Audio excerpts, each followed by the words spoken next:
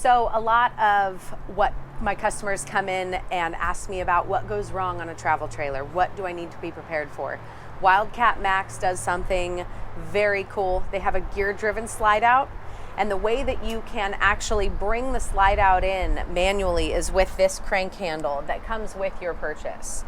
So it fits right inside of there, and we are going to use the classic lefty-loosey, righty-tighty. Lefty is going to bring in the slide out.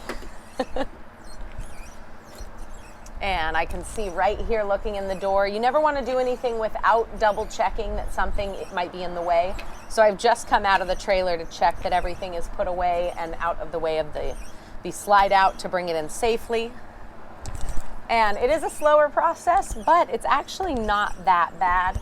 And hey, this is what we had children for, so put them to work.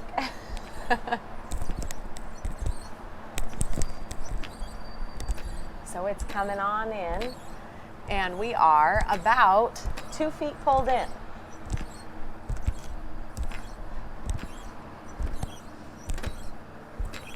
With the gear-driven slides underneath, that's when you get to use this.